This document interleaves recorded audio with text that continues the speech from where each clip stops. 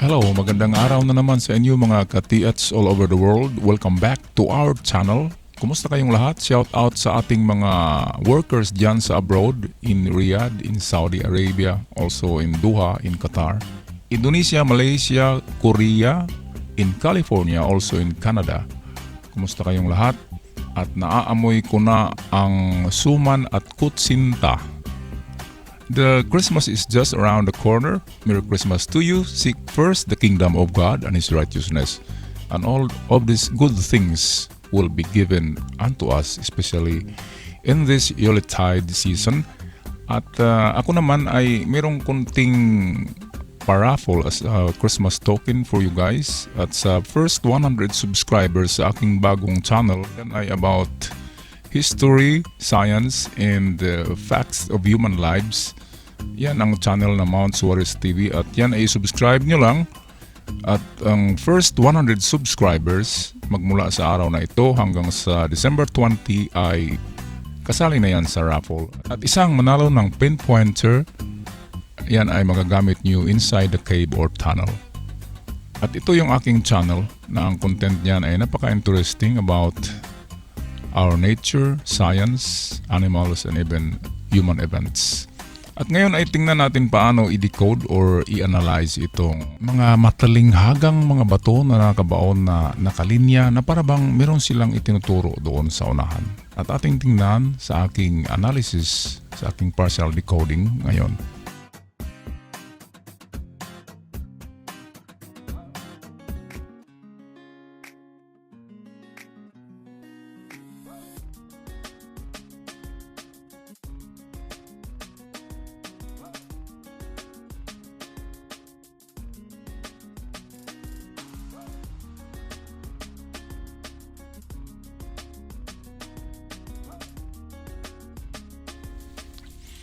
Alright, ito ang kabuuan ng treasure site na pinadala sa atin.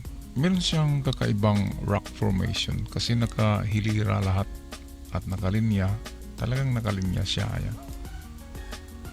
At meron siyang mga bato na kakaibang itsura tulad nito. Ito ay may indicator ng distance. Ito ay parang man-made kung tingnan nyo, para siyang talagang kinarb itong dalawa. So ang direksyon nito ay it's either papunta doon or pabalik.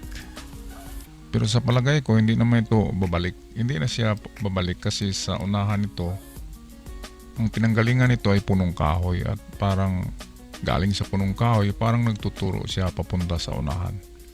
At itong linya dito, ito ay natural lamang.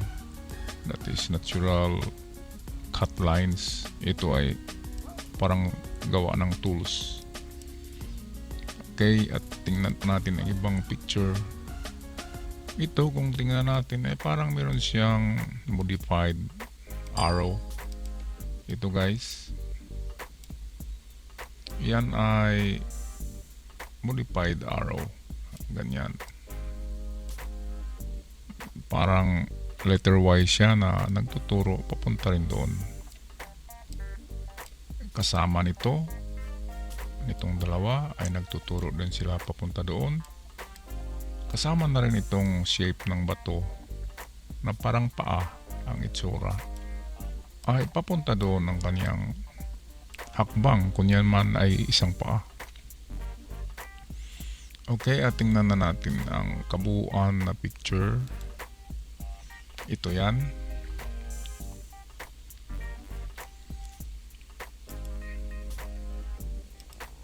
Okay, so ating lagyan ng lines kung talagang naka-align ba ito. Ang nakapagtataka dito guys ay tumatama siya sa dito sa bato sa sentro.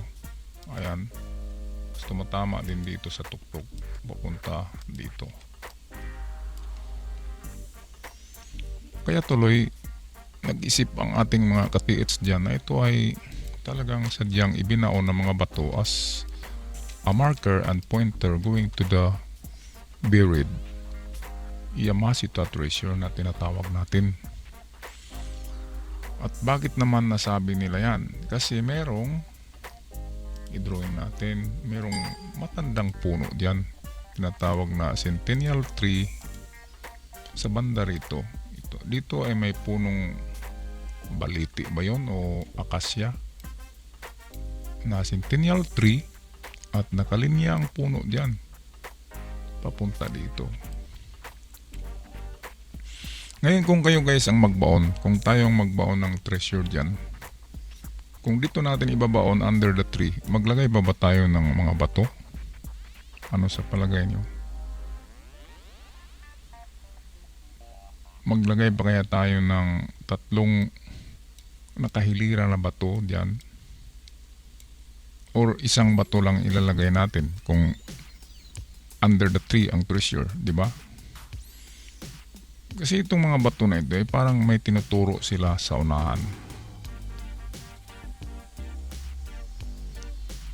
So ano sa palagay nyo guys? Ngayon ay aking gawa ng drawing yan. Kasi mahirap pag ganyang picture lang. Gagawa tayo ng drawing yan na parang cartoons, okay? At doon natin isa-isahin yan. Pag-decipher kung ano man ang misteryo ng bato na yan. Okay, at meron nga pala akong ibang napansin dito guys. Kung dito ay nakita natin yung dalawang guhit, which is in distance that is 20 meters. Ang pinakamalayo. Pero kung wala sa 20 meters, pwedeng sa 5, so 10. Pwede tayo sa 10 kung 5 ang bawat line na yan. So 10 meters or 20 papunta doon.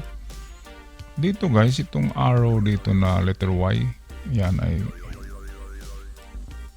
modified arrow na hindi halata. Ay meron din siyang dalawang lines. Pareho din dito. Yan ba ay coincidence o sinadya? Para hindi talaga sila maligaw kung sila ay babalik dyan, ang nagbaon yan ay malaman talaga nila na 20 meters or 10 meters. Depende sa value ng bawat lines. Kung yan ay 5, so 20 meters ang distance papunta doon. So ang indicator ay pareho sa bato na ito at sa bato na ito, which is itsura siya ng paa ng tao. Kaya nagaganyan kasi yan. At meron pa akong nakita rito guys na parang man-made carve ito. Ito ay indicator ng treasure. Treasure under, minsan nakaganyan lang yan, parang naka-arc. E diyan naka-triangle dyan, parang naka-triangle. So treasure under pa rin yan. Pero hindi natin alam kung saan under yan. Kung dyan ba mismo sa bato na ito, kung dito sa bato na ito, itong dalawang line yan ay deep. Meaning kung 5 meters, that is 10 meters below or down. So dito ay meron na naman tayong two-way decoding. It's either under this rock or it's either 10 or 20 meters papunta dito. Kung tingnan nyo ito guys, para itong sa baril, diba? Yung rear sight ng baril, nagaganyan. Yung mga rifles natin sa World War II, diba? Merong ganyan na sight. At nakapuntirya siya dito guys. Parang meron siyang tinatarget sa unahan. At kung meron kayong panahon, ay tingnan nyo ito, isight nyo dito. Itong parang sight ng baril ay puntiryan nyo sa dulo nito, tapos tingnan kung saan yan tatama sa unahan. Para kasing sight ng baril yan, parang may pinupuntirya siya. Ganon din itong isa dito, naka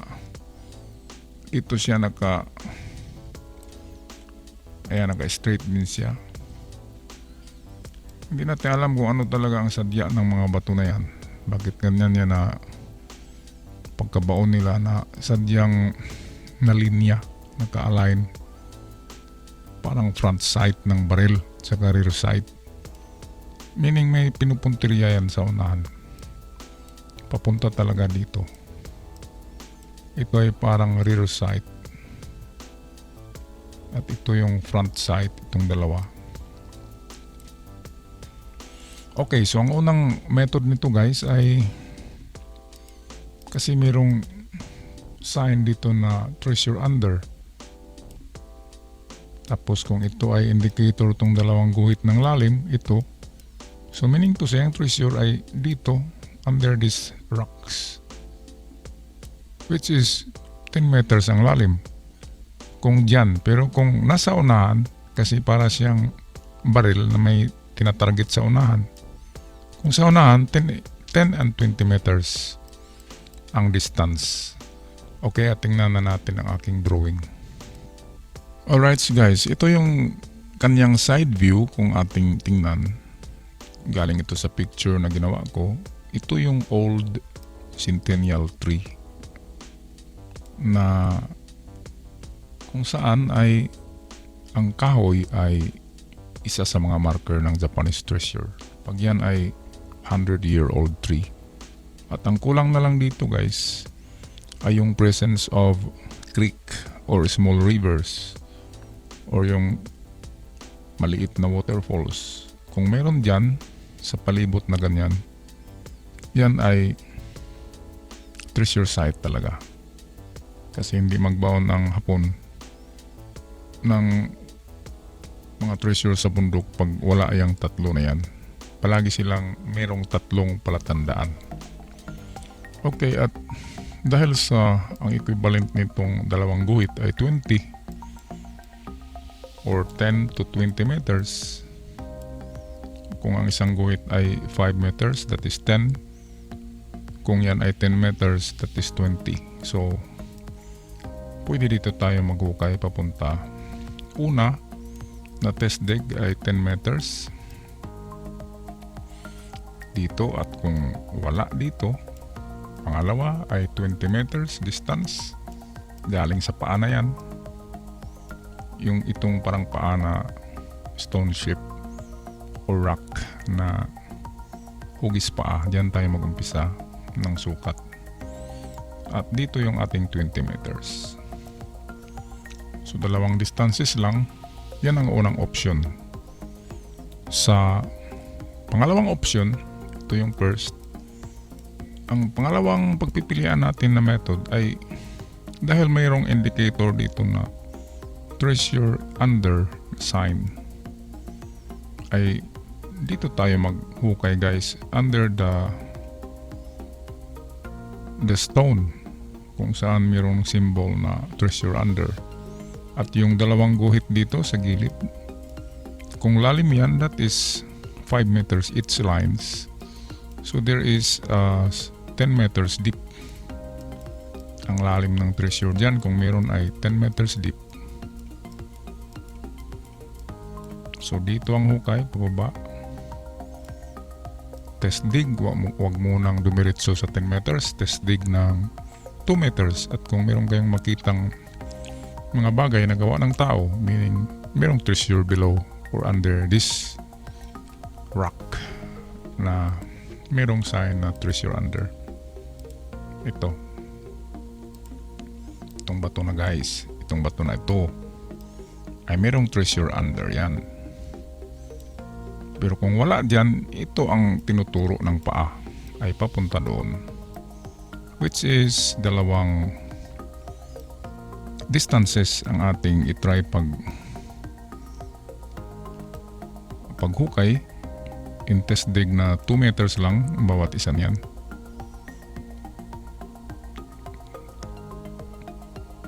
So so we have two method. Yung under this rock and ang paggamit nitong paa na nagturo ng direksyon papunta dito. Pero atin pansinin ang kahoy guys. Kung babalik naman tayo doon at itong mga bato, baliktarin natin na ang bato ay nagturo naman sa kahoy. Pwede kaya yun? Na itong mga bato ay papunta doon sa kahoy? na ang mga bato na ito ay nagturo naman doon, pwede ba yan? Gagamitin na natin dyan ang ating lohika at imahinasyon at tinatawag na intuition. At kung pwedeng ang kahoy na yan ang tinuturo ng mga bato kung baliktarin natin ang sitwasyon. So kung ang kahoy na yan ay 20 meters galing dito sa paa, kung eksaktong 20 hakbang or 20 meters yan, meaning to say, dito sa kahoy, it's under the tree. I-try nyo guys, pag eksaktong 20 meters galing sa bato na ito, ang kahoy na yan, meaning to say, yan sa kahoy. Kasi kailangan open ang ating pag-isip. Kung wala dito sa unahan, sa tinuturo nitong mga bato, kung wala dito, nahukay na natin yung tatlong site, ito tsaka under the rock.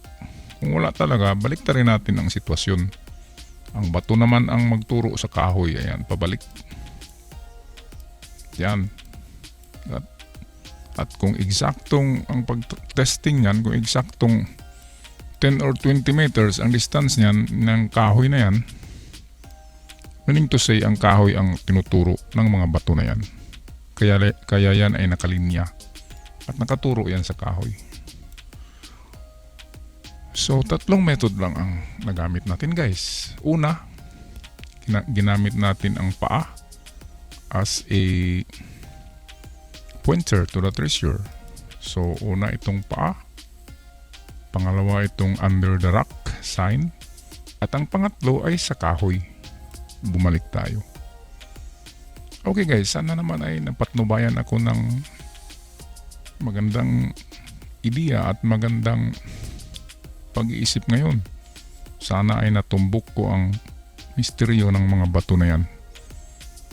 At huwag niyong kalimutan guys, December 20 yung aking paraffle doon sa aking new channel na Mount Suarez TV.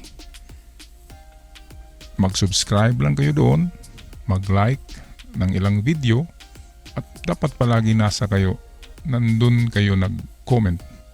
Dapat sa kahit 5 videos doon, mag-comment nyo para palaging makita yung pangalan nyo at maisama yan sa raffle.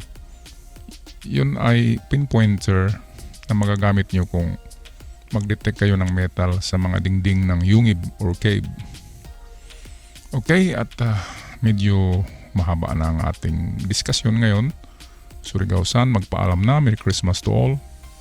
And I wish you a prosperous New Year. Don't forget, don't stop chasing for our golden dreams. Ciao for now.